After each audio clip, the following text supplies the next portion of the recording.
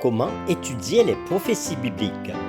Une étude sous la direction de Sean Boonstra est présentée dans L'aventure dans la parole avec Emmeline et Ronnie, avec la contribution musicale de Robert G. Nous sommes enchantés de vous souhaiter la bienvenue en vous accueillant sur votre chaîne pour les réflexions de cette semaine. Que Jésus-Christ soit notre guide.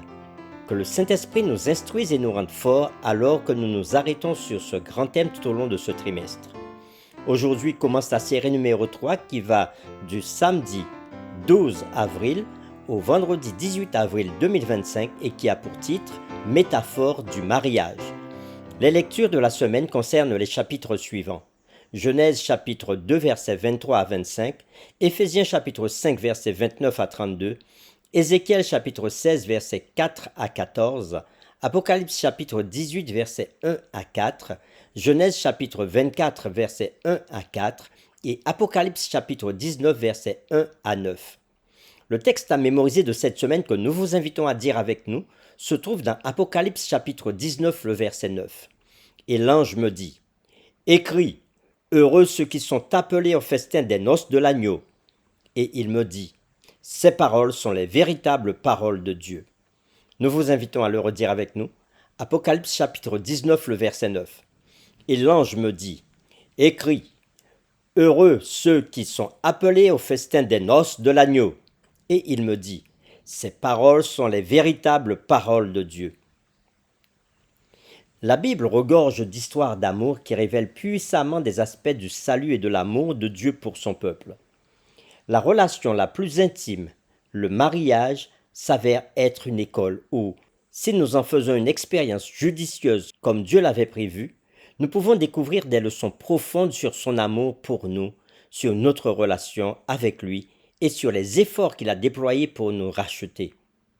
Les conceptions modernes de l'amour et du mariage ont négativement affecté notre capacité à apprécier ce que Dieu essaie de nous enseigner à travers l'alliance matrimoniale. Bien que le péché humain ait grandement perverti le mariage et à peu près tout le reste, le mariage peut encore être un moyen puissant de révéler la vérité, même la vérité prophétique. Au-delà de notre bonheur conjugal, le mariage devrait être une école dans laquelle nous apprenons des leçons profondes sur nous-mêmes et sur notre relation avec Dieu.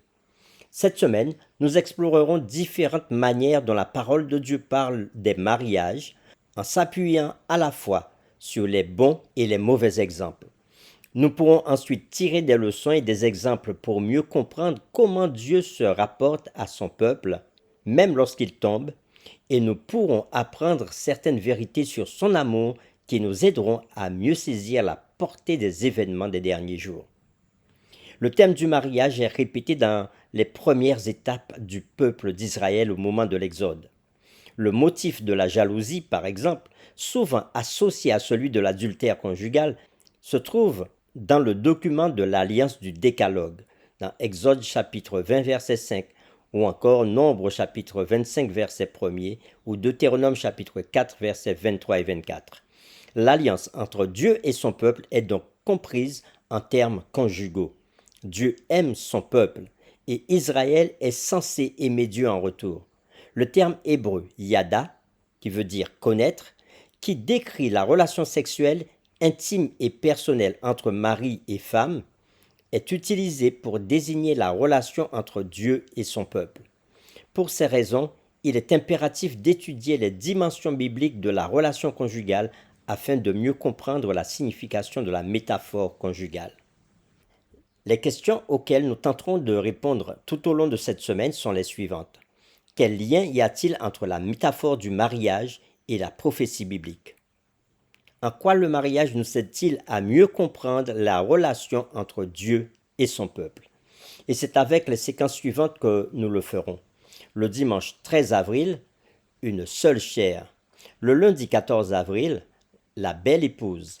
Le mardi 15 avril, la femme prostituée d'Osée. Le mercredi 16 avril, Isaac et Rebecca. Le jeudi 17 avril, la prostituée est jugée. Le vendredi 18 avril, résumé et réflexion avancée. Cette semaine, nous approfondirons toutes ces séquences. Que Dieu nous éclaire alors que nous partagerons l'étude de cette nouvelle semaine. Que cette étude renforce notre amour pour Dieu et pour son Fils Jésus-Christ. Nous vous invitons à prier avec nous.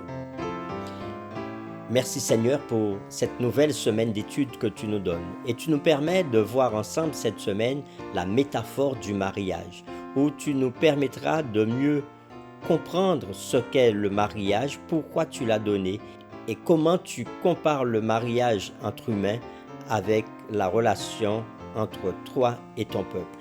Alors Seigneur, conduis-nous par l'Esprit Saint afin de bien saisir tous les aspects des études de cette semaine. Nous t'avons prié au nom de Jésus. Amen.